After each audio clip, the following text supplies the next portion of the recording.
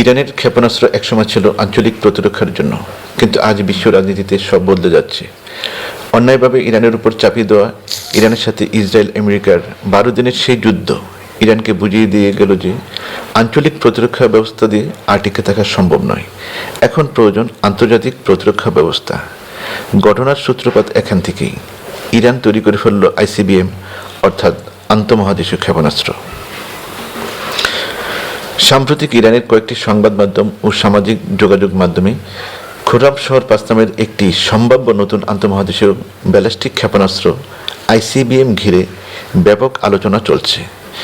বিভিন্ন পোস্ট ও প্রতিবেদন অনুযায়ী এই ক্ষেপণাস্ত্রের পাল্লা 12,000 কিলোমিটার এবং গতি শব্দের 12 গুণ।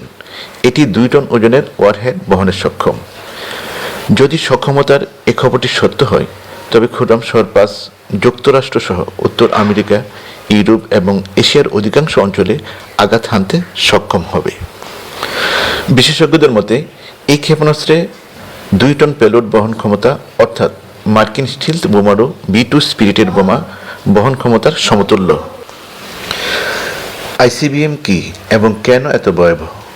আইসিবিএম হলো এক ধরনের দীর্ঘ পাল্লার ক্ষেপণাস্ত্র যার ন্যূনতম সীমা 5,500 কিলোমিটার।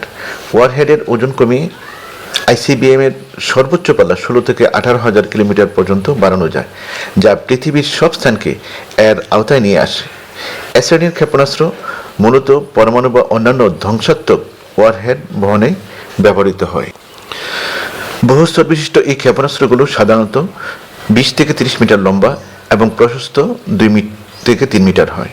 বিশ্বের পরমাণু প্রযুক্তিধর দেশগুলো তাদের পরমাণু ত্রয়ীর, অর্থাৎ নিউক্লিয়ার ট্রায়াডের অন্যতম প্রধান উপাদান হিসেবে আইসিবিএম ব্যবহার করে আসছে। খোরাম শহর 5-এর গঠন ও ক্ষমতা। গণমাধ্যমের বরাত দিয়ে আগে বলা হয়েছে যে খোরাম শহর 5-এর সর্বোচ্চ পাল্লা 12,000 কিলোমিটার। এটি পূর্ববর্তী খোরাম শহর 4-এর তুলনায় অনেক বেশি অগ্রগতি। ইরান এর মধ্যে ফাত্তা হাইপারসনিক ক্ষেপণাস্ত্রের মাধ্যমে একটি প্রযুক্তিগত সক্ষমতা দেখিয়েছে, যার গতি ছিল ম্যাক 15, অর্থাৎ শব্দের 15 গুণ, এবং যার কাঠামো বিশেষ তাপ প্রতিরোধী উপাদান দিয়ে তৈরি এবং জটিল গাইডেন্স সিস্টেম সম্পন্ন। যদিও খোরাম শহর 5 তরল জ্বালানি চালিত বলে ধারণা করা হচ্ছে, এটি যদি ফাত্তা মিসাইলের প্রযুক্তি ব্যবহার করে, তাহলে এর গতি ও নিখুঁত লক্ষ্যে আঘাতের ক্ষমতা অনেক বেশি হবে।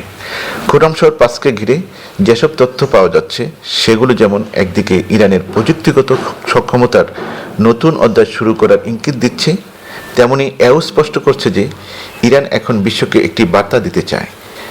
এই বার্তা শুধু সামরিক নয়, বরং কৌশলগত অবস্থান পুনর্নির্ধারণ ও প্রতিফলন, বিশেষ করে যুক্তরাষ্ট্র ও ইসরায়েলকে প্রতিরোধের সক্ষমতা বিশ্বকে জানিয়ে দেওয়ার কৌশল।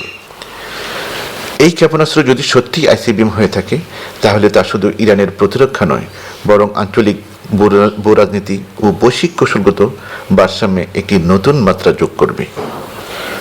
আপনারা যদি আরও তথ্যভিত্তিক সংবাদ পেতে চান, তাহলে আমার এই চ্যানেলটি সাবস্ক্রাইব করুন। ধন্যবাদ সবাইকে।